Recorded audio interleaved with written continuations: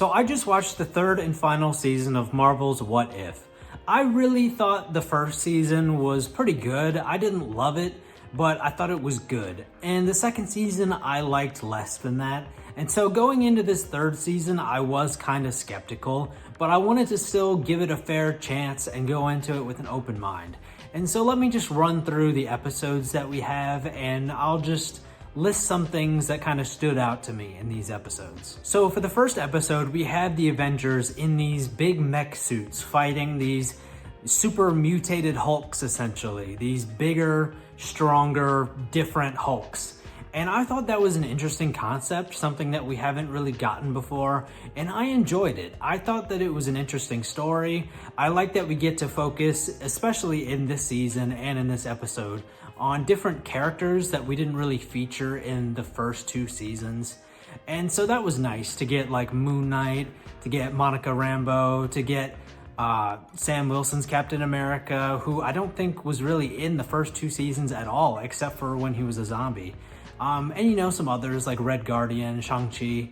I thought that was interesting, and I like that we get to have this new story that kind of feels somewhat like Pacific Rim. That's kind of what it reminded me of. To a lesser degree, Transformers. To an even lesser degree, Power Rangers. The big one is Pacific Rim, and I love stories like that. And so, yeah, I enjoyed this episode. So in episode 2, we get to see Agatha Harkness taking on Hollywood in the early 1900s as a part of her quest for power. And some of the things that I like about this episode are that we get to see Kingo from the Eternals. He's a main character in this episode.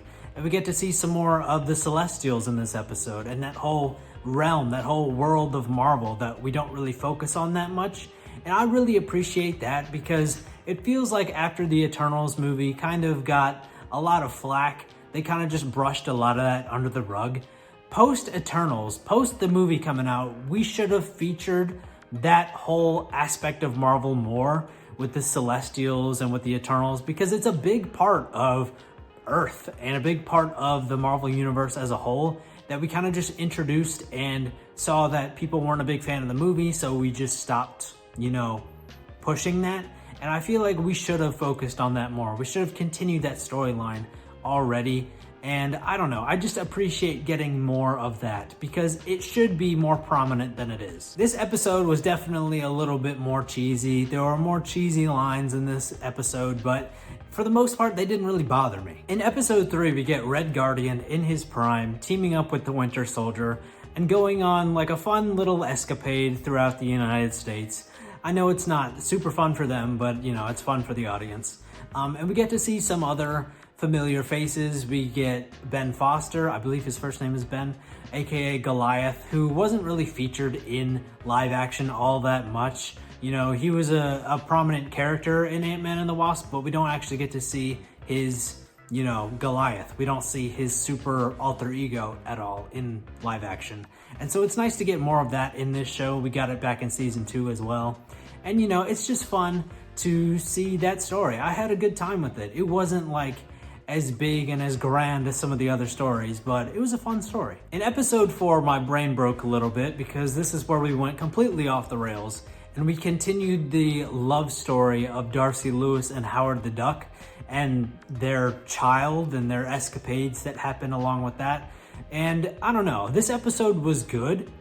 It was insane, but I didn't hate it. I thought it was crazy. This is one that's not really a what if, and more of like a let's just make a scenario and put our characters in it and have a story. But yeah, I didn't hate it. I enjoyed it. Episode 5 was a post-apocalyptic story about how the Earth was destroyed during the emergence, and what remained of the Earth was ruled over by Mysterio, who had control of the Iron Man technology and of White Vision. And so that was a fun story, seeing our heroes kind of in this environment trying to get a victory over an overlord, pretty much.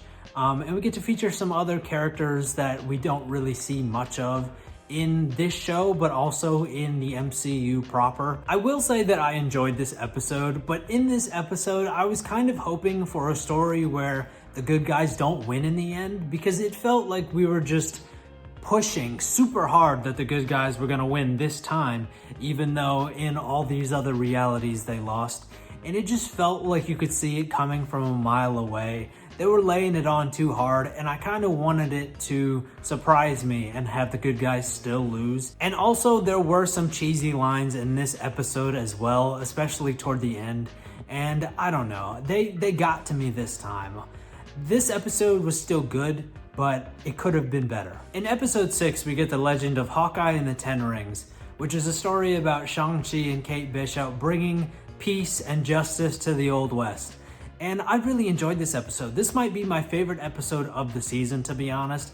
It reminded me a lot of The Lone Ranger and Tonto, and I really just loved the feel of this episode. It felt eerie at times, which I really appreciate. I also really loved the incorporation of, advanced technology in with the Wild West. It felt very steampunky, and I really liked that as well. And I don't know, I loved everything about this episode. In episode 7, we pick up with Captain Carter, because of course we do. At some point, they just committed to putting her in as many episodes as possible, and so of course we're gonna pick up with her at the end of season 3 and toward the end of the show as a whole. And so we pick up with Captain Carter, who has her little multiversal team, and they're basically on the mission to save the Watcher, who has betrayed his oath and has been taken prisoner by the leaders of his order. And so that's basically what this episode's about. But I think my favorite part of this episode is just opening up the MCU more to the X-Men, because one of the members of Captain Carter's multiversal team is Storm, an alternate version of Storm, who is the God of Thunder. And so I think that that's just really cool. And we get a lot of just Easter eggs of different X-Men and stuff, and I really appreciate that about this episode. And in episode 8, we kind of wrap this story up. Episode 8 is mostly just fighting. We're fighting to save the Watcher. We're fighting for our right to exist after doing all these things that go against the Order of Watchers.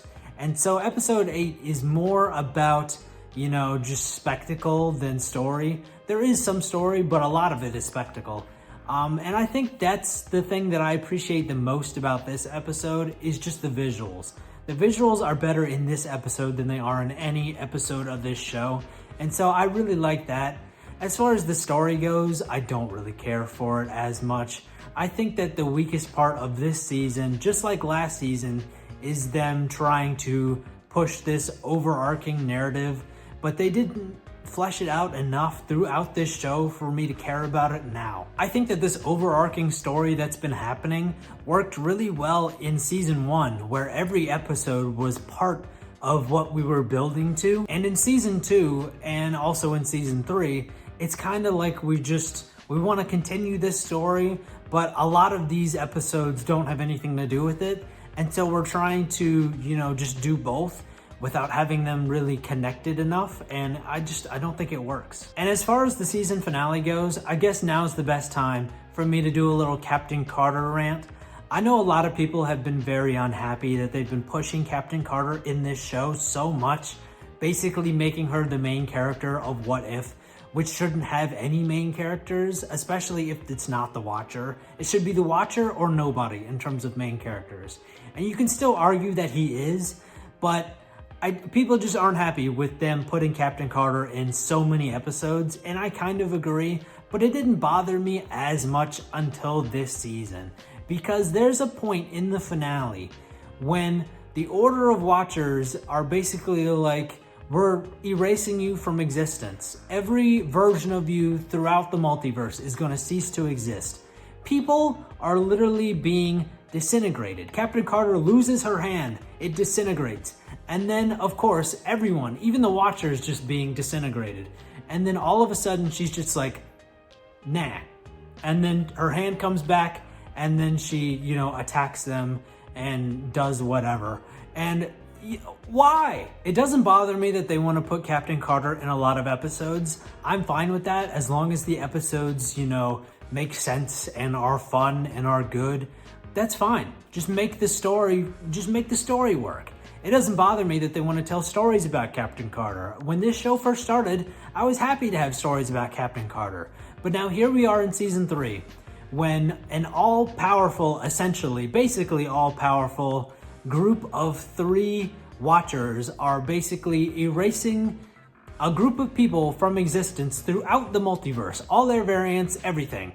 You're being disintegrated, and then what? You just, because you want Captain Carter to win, you wrote it to where she could just win. They're saying there's nothing you can do.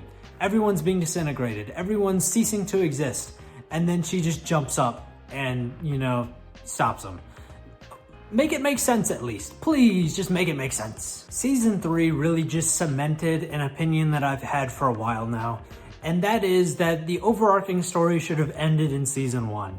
And Season 2 and Season 3 should have just been standalone stories. I would have enjoyed that more. But anyway, now that I got my rant out of the way, I want to say that I know a lot of people were saying that Season 3 was the worst season of this show, and I definitely disagree with that.